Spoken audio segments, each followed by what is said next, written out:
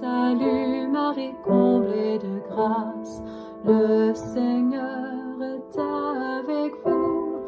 Vous êtes bénie entre toutes les femmes, et Jésus, votre enfant, est béni. Olá, meu irmão, minha irmã, que alegria estar com você mais uma vez ao longo deste curso, participando em mais uma aula do nosso curso sobre a moral cristã, oferecido pela Diocese de Campina Grande através da Escola Sede da Sabedoria.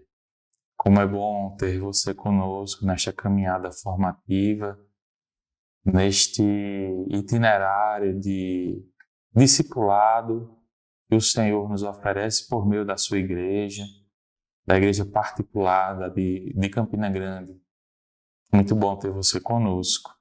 Convido você a, junto comigo, rezarmos e suplicarmos o auxílio do Senhor. Em nome do Pai, do Filho e do Espírito Santo. Amém. Vinde, Espírito Santo, enchei os corações dos vossos fiéis e acendei neles o fogo do vosso amor.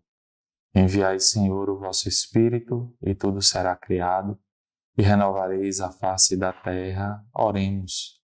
Ó Deus, que instruístes os corações dos vossos fiéis com a luz do Espírito Santo, fazei que apreciemos retamente todas as coisas, segundo o mesmo Espírito, e gozemos sempre de sua consolação. Por Cristo Senhor nosso. Amém. Sim, Senhor, nós suplicamos o teu consolo, que vem por meio dos teus ensinamentos. Temos sede de ti, temos sede da eternidade, mas sabemos, Senhor, que muitos são os caminhos que nos são oferecidos, muitas as alternativas, muitas são as ofertas de vida, de busca de realização, de busca da própria verdade.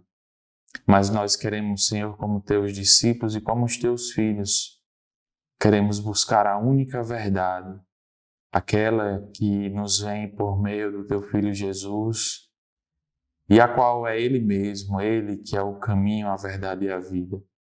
Por isso, Senhor, nos consola com o auxílio do teu Espírito Santo, para que nesta vida nós não nos percamos, mas pelo contrário, nós nos encontremos na verdade que sacia a sede de eternidade que existe em nosso coração. Dai-nos a graça, Senhor, de sermos conduzidos por Ti e sermos guiados pelo Teu Espírito Santo. Queremos Te pedir, Senhor, esta graça, a graça desta condução também por meio da intercessão poderosa da Virgem Maria, esposa do Espírito. Ave Maria, cheia de graça, o Senhor é convosco. Bendita sois vós entre as mulheres, bendito é o fruto do vosso ventre, Jesus. Santa Maria, Mãe de Deus, rogai por nós, pecadores, agora e na hora de nossa morte. Amém. Ó Maria concebida sem pecado, rogai por nós que recorremos a vós. Nossa Senhora, sede da sabedoria, rogai por nós. Em nome do Pai, do Filho e do Espírito Santo. Amém. Então hoje nós vamos, nesta aula, nós vamos dar continuidade ao conteúdo da aula anterior, que foi o 5º mandamento da lei de Deus. Nós vamos concluir este conteúdo, adentrando nesta segunda parte deste mandamento. Vamos fazer uma breve revisão do que nós vimos na aula anterior. Este mandamento, o 5º, o não matarás, nós podemos ver lá em Êxodo capítulo 20, versículo 3, esta ordem do Senhor. E Jesus também citando este mandamento no capítulo 5 do Evangelho de São Mateus. Ouvistes o que foi dito aos antigos, não matarás. Aquele que matar terá de responder em juízo. Eu, porém, vos digo, quem se irritar contra o seu irmão será réu perante o tribunal. Então, Jesus, introduzindo o componente do amor e da interiorização desta lei, enlarguece o nosso entendimento, dizendo que O não matar significa não somente não tirar a vida do outro, né? Cometer o homicídio, mas também não ter atitudes no coração, de tal forma que o irmão esteja morto por nós em nosso interior. Em nosso interior, o irmão está morto, né? Por meio de pensamentos, por meio de desejos de vingança. Nós também matamos o irmão. Então, o não matar é tirar a vida física, mas é também nos alertar para que no nosso coração nós tenhamos amor e não ódio, e não a vingança, e não a indiferença para com o outro.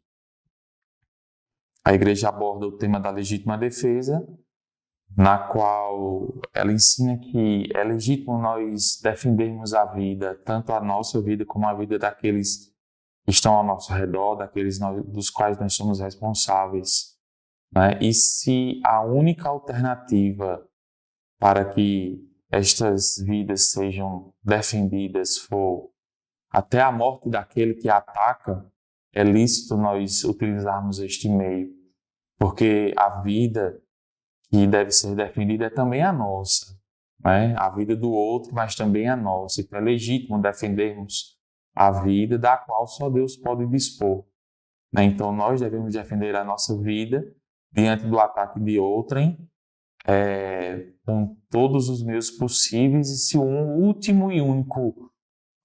única e última alternativa de defendermos a nossa vida for a morte do outro, nós devemos utilizar esse recurso, né? É o recurso da legítima defesa. Então, a gente viu alguns atentados contra este mandamento, né? Por exemplo, o homicídio voluntário, né? Aquele homicídio que é realizado de forma desejada, né? De forma livre. A pessoa que vai lá e tira a vida do outro de forma livre, de forma desejada, de forma deliberada, né? Então, é um grave pecado contra o quinto mandamento. O aborto também, a gente sabe, né? Tirar a vida da criança que está no ventre da mãe de forma deliberada, desejada. É um gravíssimo pecado, né? Um pecado mortal, inclusive, que só pode ser perdoado pelo bispo ou por sacerdotes que têm a autorização do bispo. O pecado da eutanásia, né? Quando a própria pessoa pede, a pessoa que está enferma num hospital, por exemplo, ela pede para que todos os tratamentos sejam cessados, né? As máquinas, os aparelhos sejam desligados porque ela quer morrer, né? Ou esse pedido é feito por pessoas que estão acompanhando aquele doente, por familiares, seja quem for, por pessoas que são responsáveis por aquela pessoa que está doente e que não tem condições de tomar nenhuma decisão, né? Então, por exemplo, um familiar que pede para que o tratamento seja cessado, as máquinas, os aparelhos sejam desligados porque ele mesmo não quer sofrer, aquele acompanhante não quer sofrer. Então, a igreja é contra esse tipo de procedimento, né? Esse tipo de comportamento, esse tipo de escolha. Ela ensina que se os tratamentos são muito invasivos e que podem trazer mais efeitos negativos do que a própria cura do doente, então esse tipo de tratamento pode ser cessado e se recorrer a cuidados paliativos e analgésicos, por exemplo, né? É diferente da eutanásia, né? A eutanásia é quando se tem meios, se tem tratamentos, né? Aqueles tratamentos eles são menos dolorosos do que a própria possibilidade de cura, né? Então não é lícito a gente cessar esses tratamentos em vista do outro morrer para se aliviar sofrimentos, né? Não é isso, né? A igreja ensina que a gente deve abraçar a nossa cruz e unir a nossa cruz à cruz de Cristo em vista de frutos de ressurreição, nesta ou na outra vida, da pessoa que está doente ou das próprias pessoas que estão acompanhando aquele doente, né? Então Deus sempre tem um bem a ser tirado de todo sofrimento, de toda dor. Então a gente se apega a Deus e espera Deus agir naquele momento e, óbvio, nós fazemos a nossa parte, né? Estando ao lado, cuidando e oferecendo todos os meios possíveis. E também o suicídio, né? Pessoa que tira a própria vida, né? Por diversas circunstâncias, né? Suicídio que, de maneira geral, é um pecado grave também contra este mandamento, mas que esse pecado pode ser atenuado dependendo das circunstâncias em que o suicídio foi cometido. Se a pessoa, por exemplo, que cometeu o suicídio tivesse em alguma situação psicológica doentia, fragilizada, ou algum outro acontecimento que tivesse ocorrido e que deixasse aquela pessoa num estado em que ela não estivesse em plena razão. Então, esse pecado é atenuado, né? A gravidade é atenuada e a gente recorre à misericórdia de Deus. Só Deus pode julgar aquela alma, aquela pessoa que comete suicídio. E continuando, né? Adentrando no conteúdo propriamente dito desta aula, que é a 19ª aula, né? do nosso percurso formativo, que corresponde à terceira aula do terceiro bimestre do nosso curso, né? Então a gente já está avançando, já passamos da metade, né? Então, adentrando neste conteúdo desta aula, nós vamos continuar neste 5º mandamento, que é não matarás, né? Não matarás. A igreja aborda no conteúdo deste mandamento, no Catecismo 2284, o problema do escândalo. O escândalo, que é uma atitude ou comportamento que leva outros a fazerem o mal, que colocam outros em situação de tentação. Então, todo escândalo deve ser evitado. Todo escândalo deve ser evitado, né? Seja no vestir, que gera no outro a tentação do olhar, né? A tentação, a concupiscência do olhar ativa, alimenta a concupiscência do olhar, a tentação do olhar.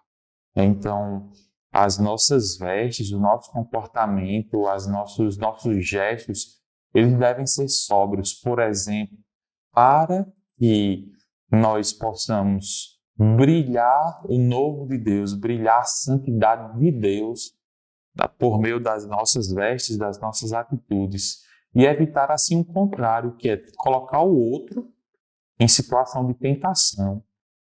Tanto mulheres, que dependendo da veste pode levar aqueles que olham para ela a tentar, seja, né, por meio de atitudes de sensualidade, né, de sensualismo, de falta de pudor, né, de falta de sobriedade, leva os outros a olharem e imaginarem algo e fere a castidade. Então, dependendo da forma como se veste, por exemplo, nós colocamos o outro em situação de tentação contra a castidade. Então é muito importante nós estarmos atentos de que nós também somos responsáveis pela atitude do outro, sim. Porque o outro, em última circunstância, é livre para tomar as atitudes que devem ser tomadas. No final das contas, é entre nós e Deus, é entre o outro e Deus. Porém, nós podemos influenciar as decisões do outro de acordo com as nossas atitudes. As nossas atitudes podem influenciar as atitudes do outro. E se nós influenciamos de forma negativa, se nós, pela forma como nós nos comportamos, colocamos o outro numa situação que dificulta boas escolhas, nós estamos incorrendo no escândalo, e todo escândalo deve ser evitado. Porém, há alguns escândalos que são justificados, vamos dizer assim. Por exemplo, uma situação em que uma pessoa que vive na prostituição, né, está tentando cometer o suicídio, por exemplo, né? E ela está lá no local onde ela vive, né? Onde ela incorre nesse pecado de prostituição, né? Mas a pessoa está lá e está querendo cometer o suicídio, e alguém vai lá na sua casa e chama você para tentar rezar por aquela pessoa, conversar com aquela pessoa, e você sai correndo e entra naquele ambiente né, naquele prostíbulo, vamos dizer assim, para tentar conversar com aquela pessoa e tentar convencê-la a desistir de cometer aquele suicídio. Possa ser que quando você estivesse entrando naquele prostíbulo, alguém estivesse passando e visse você entrando naquele ambiente, né? Então, pode ser que aquela pessoa que olhasse, né, pudesse julgar. Aquela pessoa está entrando no prostíbulo, né? Então, é um risco de escândalo que se corre em vista de um bem maior, que é a salvação daquela alma que está tentando se suicidar. Então, nesses casos, assim, a gente corre esse risco, né? Vale a pena correr o risco de escandalizar uns em vista da salvação da alma de outros, né? Esse tipo de escândalo vale a pena correr, mas na maioria dos casos, todo escândalo deve ser evitado. Com relação à saúde, o que é que a igreja ensina, né? A igreja ensina que o cuidado da saúde, quando fala assim em termos sociais, né? Cuidado da saúde dos cidadãos requer a ajuda da sociedade para se conseguirem condições de vida que permitam crescer e atingir a maturidade. Alimentação e vestuário, casa, cuidados de saúde, ensino básico, emprego, assistência social. Então, os poderes públicos devem buscar meios que favoreçam a saúde da população, sim. Porque a vida e a saúde física são bens preciosos, confiados por Deus. Nós temos a obrigação de cuidar razoavelmente desses dons, tendo em conta as necessidades alheias e o bem comum, né? Então, nós temos a obrigação de cuidar desses dons. Que dons são esses? A vida e a saúde. Então, nós temos a obrigação de cuidar da nossa saúde, né? De nos alimentarmos bem, de fazermos os nossos exercícios, de dormirmos bem, de fazermos os nossos exames médicos com frequência, né? De nos conhecer os nossos limites. Por exemplo, no meu caso, eu tenho um limite da visão, preciso de óculos, então frequentemente eu preciso estar no oftalmologista fazendo os exames, porque eu tenho um limite da visão. Então é importante e é uma obrigação nossa cuidar deste bem. E a igreja coloca aqui uma palavra que é importante, né? Razoavelmente. Significa o quê? Que nós devemos cuidar da nossa saúde de forma equilibrada, sem exageros, fazendo da nossa saúde um Deus, vivendo em função da busca de um corpo ideal, porque a moda obriga a gente a ter um corpo de determinado formato, vamos dizer assim, né? Termos determinado corpo, né? E a gente tem que viver em função daquilo ali. Não, também não é assim, né? Nós devemos cuidar bem da nossa saúde, mas sem os exageros, sem fazer disso uma idolatria. Uma virtude que nos ajuda bastante nesse cuidado com a saúde é a temperança. Então, a igreja fala o seguinte sobre a temperança. A virtude da temperança leva a evitar toda espécie de excessos. O abuso da comida, da bebida, do tabaco e dos medicamentos. Aqueles que, em estado de embriaguez ou por gosto imoderado da velocidade, põem em risco a segurança dos outros e a sua própria nas estradas, no mar ou no ar, tornam-se gravemente culpados.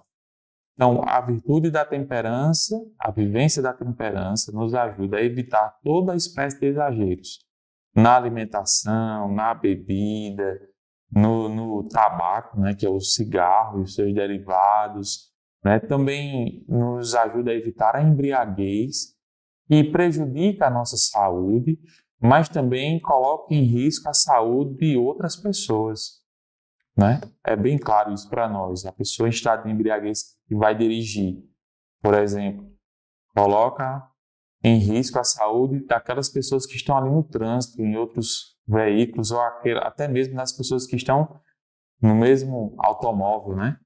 Então, a temperança nos ajuda nisso, né? E também nos ajuda a evitar a idolatria da busca pelo corpo perfeito, pela estética perfeita. É bom nós buscarmos a beleza do nosso corpo, mas sempre de forma equilibrada, sem fazer disso a idolatria, como a gente vem falando ao longo desta aula. Por exemplo, as pessoas que fazem até dezenas de cirurgias plásticas, isso é falta de temperança, né? Falta de castidade, é partir para o exagero, para o excesso, e não é isso, né? Nós devemos buscar, sim, a saúde, devemos buscar também, sim, a beleza, porque a beleza é uma expressão de Deus, né?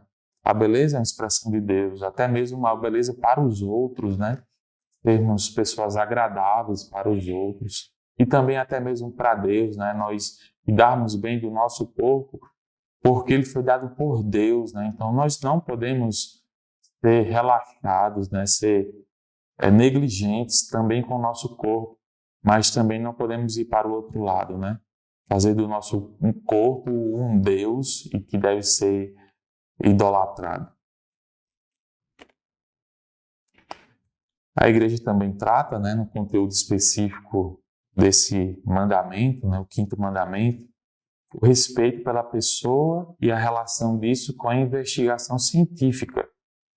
A igreja vai pontuando que as experiências científicas, médicas ou psicológicas sobre pessoas ou grupos humanos podem concorrer para a cura dos doentes e para o progresso da saúde pública. Então, as pesquisas científicas, as técnicas podem colaborar na busca da cura das doenças e no progresso da própria saúde pública. É importante, né, esse trabalho da ciência.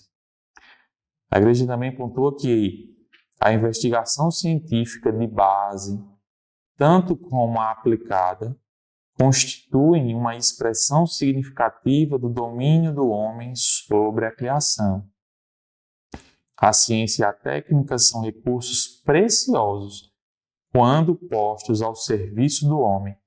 Promovem o seu desenvolvimento integral em benefício de todos. Então a igreja elogia a ciência, a pesquisa científica, né? Ela, porém, pontua que as investigações ou experiências sobre o ser humano não podem legitimar atos em si mesmos contrários à dignidade das pessoas e à lei moral. Então, todas essas pesquisas, né, todo o trabalho da ciência não pode ir de encontro à dignidade da pessoa, não pode interferir na dignidade da pessoa. Toda ela é válida, todo o trabalho científico é válido, desde que a dignidade da pessoa mantenha-se intacta. A experimentação sobre seres humanos não é conforme à dignidade da pessoa, se ainda por cima for feita sem um consentimento esclarecido do sujeito ou de quem sobre ele tem responsabilidades. Então, o experimento com seres humanos, né, dependendo de como forem, eles podem incorrer sim em atos contrários à dignidade da pessoa e devem ser evitados, principalmente se as pessoas não deram um consentimento, né? Ainda dentro desse tema sobre a ciência, né, e as investigações científicas, a igreja ensina que o transplante de órgãos é conforme à lei moral se os perigos e riscos físicos e psíquicos em que o doador incorre forem proporcionados ao bem que se procura em favor do destinatário. Por exemplo, é possível fazer transplante de alguns órgãos com o doador ainda vivo, né? Eu acho que o transplante de rim é possível, né?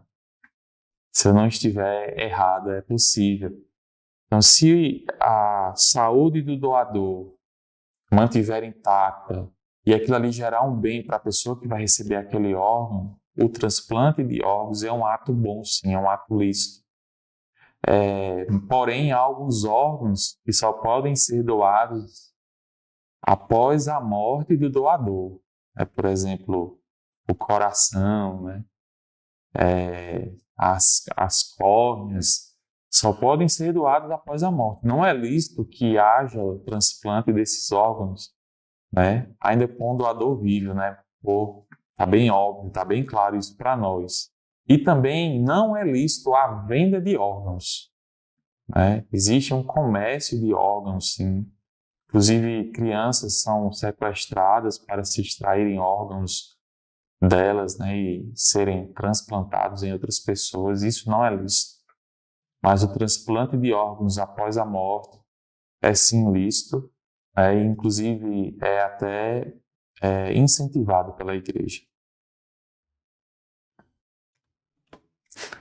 Sobre os mortos em si, né? Antes de falar dos cadáveres, né, dos corpos das pessoas mortas, a gente fala dos moribundos, né, aqueles que estão nos seus últimos instantes de vida, em doenças terminais, né, em estado terminal.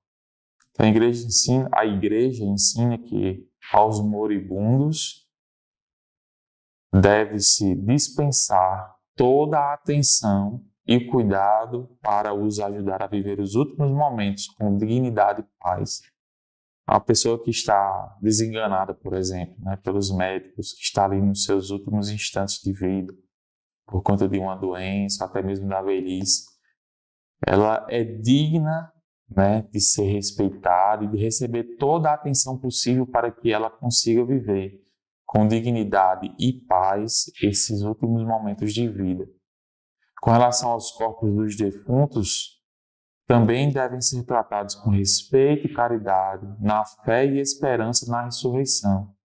Enterrar os mortos é uma obra de misericórdia corporal que honra os filhos de Deus, templos do Espírito Santo.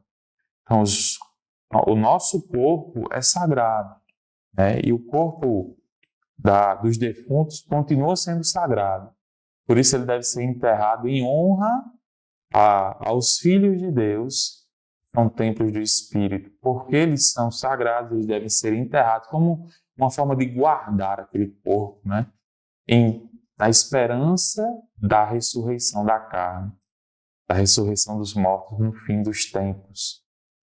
Então, o cemitério, por exemplo, é um lugar sagrado, porque ali estão coisas sagradas, que são os corpos dos defuntos.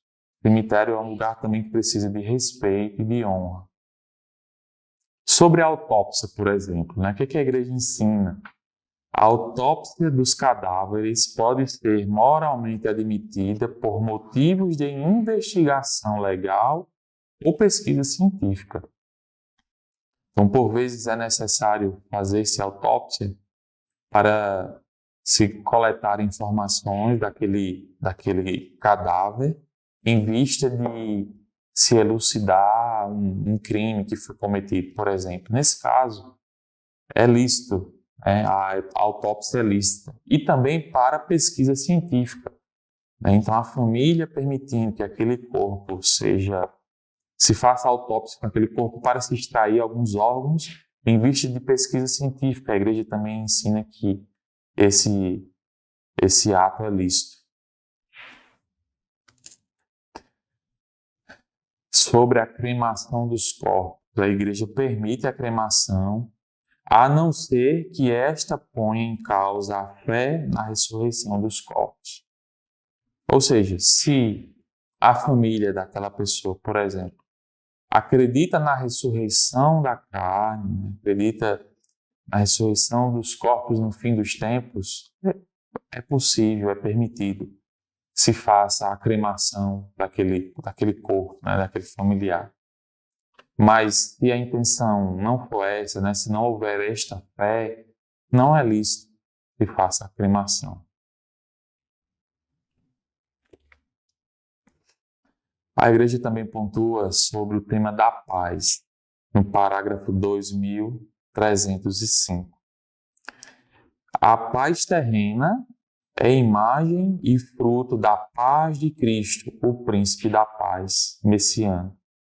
Pelo sangue da sua cruz, ele, levando em si próprio a morte e inimizade, reconciliou com Deus os homens e fez da sua igreja o sacramento da unidade do gênero humano e da sua unidade com Deus.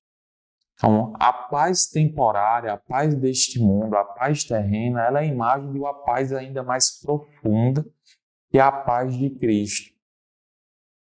Efésios, capítulo 2, versículo 14, nós podemos ler que São Paulo vai dizendo, né, que ali no capítulo 2 todo, ele vai pontuando de que haviam dois povos, que desses dois povos, foi feito um só povo por meio de Cristo, porque Cristo é a nossa paz. Então, de maneira mais ampla, a paz é uma pessoa, a paz é Jesus. Podemos dizer que Jesus é o Shalom do Pai para nós. Ele nos reconciliou com o Pai por meio da sua paixão, morte e ressurreição, por meio de suas chagas, por meio do seu sangue derramado na cruz. Ele quebrou o muro de divisão e de inimizade que existia entre nós e Deus. Cristo é a nossa paz. E Ele transmite esta paz, que é Ele mesmo que se dá a nós. Nós podemos ver isso, por exemplo, no Evangelho de João, capítulo 20, quando os discípulos ali, após a morte de Jesus, os discípulos reunidos ali no cenáculo, presos ali, trancados por medo dos judeus, no meio deles Jesus se coloca, Jesus aparece e de sua boca a primeira coisa que sai é paz a vós, Shalom. Então Jesus transmite a sua paz, Ele que é a nossa paz, Ele comunica esta paz para que o homem seja pacificado, seja curado de toda divisão e seja reconciliado com Deus. Então, a paz verdadeira é Jesus e nesta paz nós podemos encontrar a fonte de toda a paz, inclusive a paz entre as pessoas, a paz entre os povos, entre as nações. Não haverá paz no mundo se esta paz não estiver fundamentada na pessoa de Cristo, Ele que é caminho, verdade e vida. Ele que é a nossa paz. A partir desta paz comunicada por Cristo ressuscitado que passou pela cruz, nós podemos vencer toda a ira, todo o ódio, ou seja, todo o desejo de vingança, todo o desejo que faz com que nós torçamos para o mal do outro, né? A ira, o ódio, também a indiferença. Um coração pacificado é amigo de Deus e dos homens. Um coração pacificado vence toda a inimizade que existe entre o próprio Deus e entre o outro, entre o próximo. Uma pessoa que fez a experiência com este Cristo, que é a paz, é uma pessoa que está aberta a Deus, que encontra em Deus o seu refúgio, que encontra em Deus o seu lugar, a sua realização, o seu consolo, mas também que se volta para o outro e se abre ao outro, que vence todo tipo de julgamento, que vence todo tipo de inimizade, que vence todo tipo de circunstância que divide. Pelo contrário, uma pessoa de paz, porque ela mesma foi alcançada pela paz de Deus, pela paz de Cristo. Somente em Cristo nós seremos capazes de vencer toda divisão. Somente em Cristo, porque Ele é a nossa paz. Efésios 2, versículo 14. Ainda dentro deste tema do quinto mandamento, a igreja trata do tema da guerra, não é?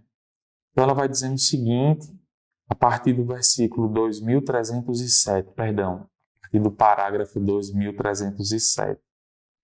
O quinto mandamento proíbe a destruição voluntária da vida humana, por causa dos males e injustiças que toda a guerra traz consigo. A igreja exorta instantemente a todos para que orem e atuem para que a bondade divina nos livre da antiga escravidão da guerra. A guerra entre os povos, esse tipo de acontecimento que é tão antigo, né, e que encontra seu correspondente na vida espiritual quando se trava a guerra, o combate contra o mal, né? Então, se a paz nesta terra é imagem da paz de Cristo, as guerras nesta terra, nesta vida passageira, são imagem do combate que nós travamos contra o mal, contra o pecado, contra a morte e contra Satanás e seus demônios. Por isso nós devemos evitar ao máximo, aliás, devemos sempre evitar guerra, destruição, contendas, porque tudo isso é imagem do nosso combate contra o mal. Então, cada cidadão e cada governante deve trabalhar no sentido de evitar as guerras. Tá?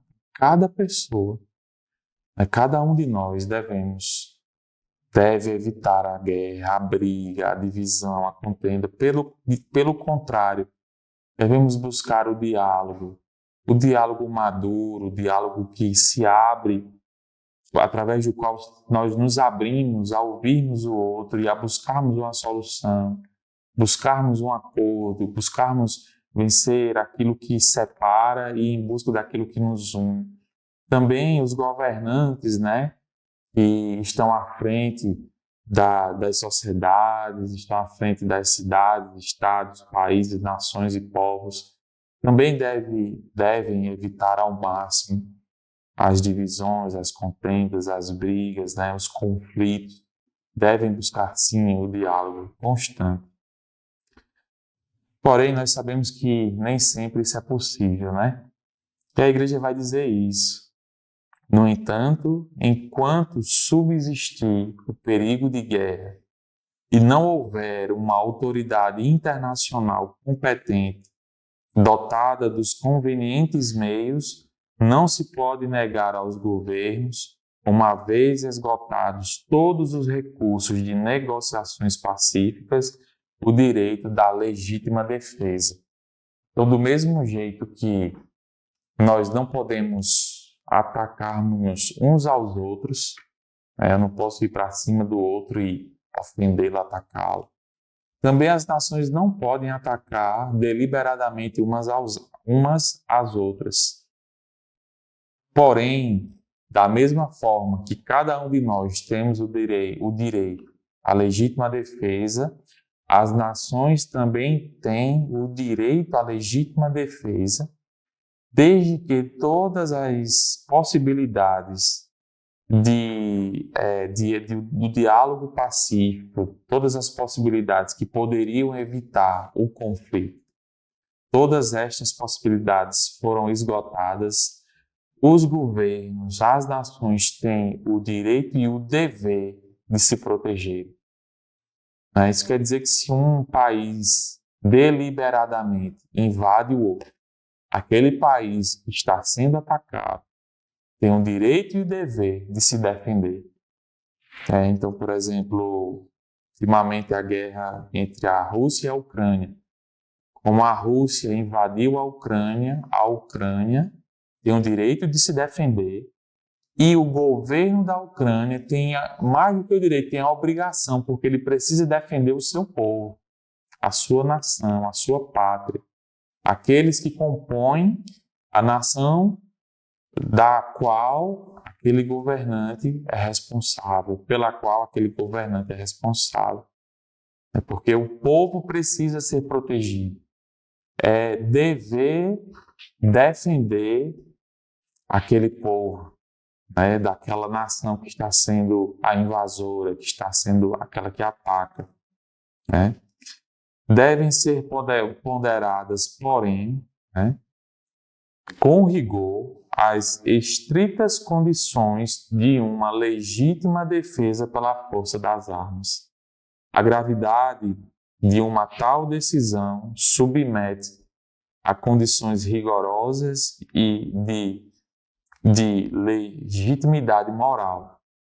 Então, na guerra, se a guerra é a última alternativa, se a última alternativa de defesa é a guerra, é necessário que a legitimidade moral, que a moralidade dos atos continue sendo preservada, né? Não é porque se está em guerra que a vida humana deixa de se ter valor, né? Que a integridade da vida humana deve deixar de ser considerada, não.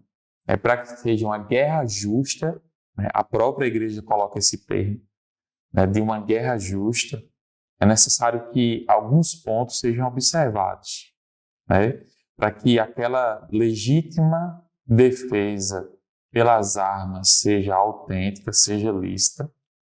É necessário que o prejuízo causado pelo agressor à nação ou à comunidade de nações seja duradouro, grave e certo. Então, se aquele ataque for duradouro, grave e certo, é legítima, é lícita a legítima defesa por meio das armas.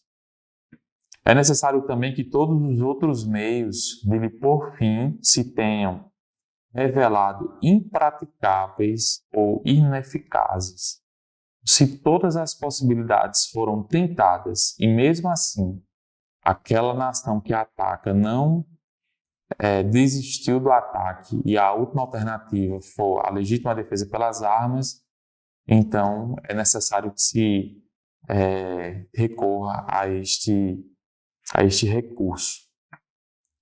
Que todos os meios que estejam reunidas condições sérias de êxito. Então, se há possibilidade do êxito na legítima defesa, ela é autêntica, a legítima defesa pelas armas. Que o emprego das armas não traga consigo males e desordens mais graves do que o mal a eliminar. O poder dos meios modernos de destruição tem um peso gravíssimo na apreciação desta condição.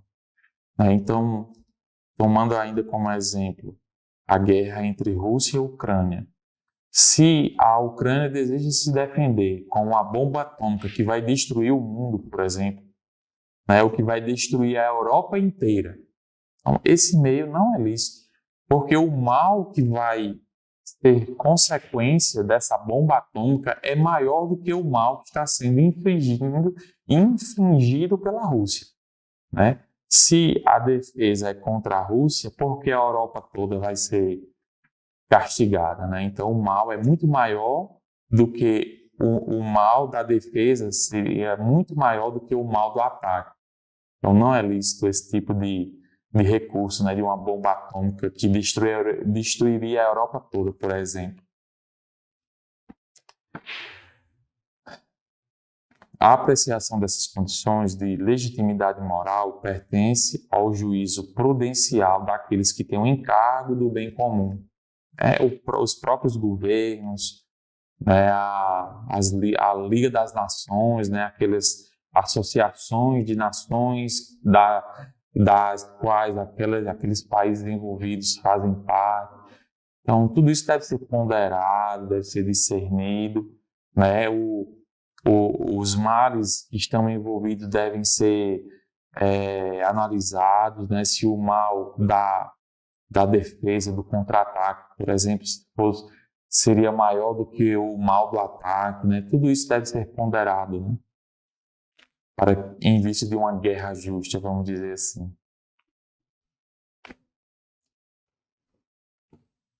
Então, os poderes públicos têm, neste caso, o direito e o dever de impor aos cidadãos as obrigações necessárias à defesa nacional. Numa situação de guerra, né, os governos têm esse direito de, por exemplo, convocar todos os homens para a guerra, né? E os homens convocados para a guerra têm a obrigação de obedecerem a esta ordem, porque eles têm a obrigação de defenderem a sua pátria, né? Aqueles que se dedicam ao serviço da pátria na vida militar são servidores da segurança e da liberdade dos povos. Na medida em que desempenharem como convém esta tarefa, contribuem verdadeiramente para o bem comum e para a salvaguarda da paz. Então, tanto os governos têm o direito de convocar os rapazes para a guerra, por exemplo, numa situação de guerra declarada, né, de guerra justa, vamos dizer assim, como aqueles que são convocados têm a obrigação de defender a sua pátria, né? É um amor a Deus, é uma prova de amor a Deus também a defesa da pátria, porque a pátria da qual nós fazemos parte é dada por Deus, né? Deus nos plantou naquela pátria, né? É o lugar onde Deus nos plantou neste mundo. Então nós temos a obrigação de defender a nossa pátria da mesma forma que nós temos a obrigação de defender a nossa vida, a nossa casa, a nossa família, por exemplo, de um ataque de alguém que queira invadir a nossa casa. Então, a fabricação e o comércio de armas tem a ver com o bem comum das nações e da comunidade internacional.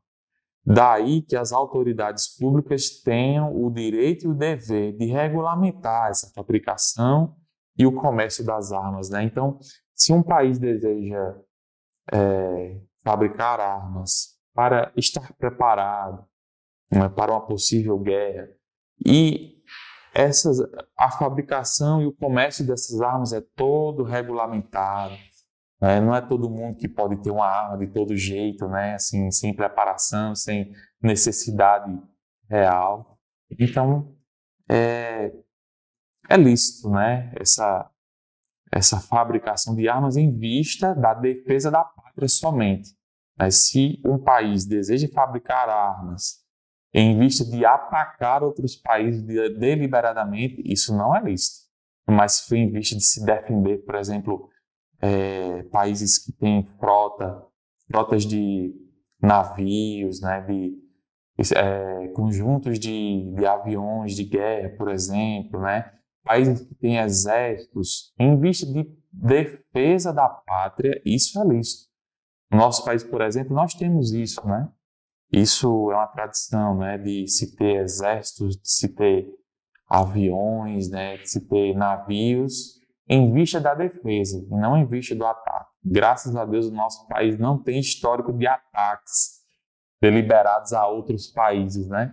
Mas de buscar estar preparado para a defesa da nação. Então, é lícito, né, esse tipo de situação. Em resumo, nós devemos defender a vida em todos os casos, em todas as situações, a vida do outro, a nossa vida. A legítima defesa é lícita, né, desde que seja legítima mesmo. Nós devemos evitar o escândalo, nós devemos evitar também todo o pecado contra este mandamento, né, os homicídios voluntários, suicídio, aborto, eutanásia. Nós também devemos evitar matar o nosso irmão por meio de palavras, por meio de gestos, matar o nosso irmão dentro do nosso coração, desejando o mal para ele, desejando que ele seja prejudicado. Devemos ainda evitar a ira, o ódio, a indiferença.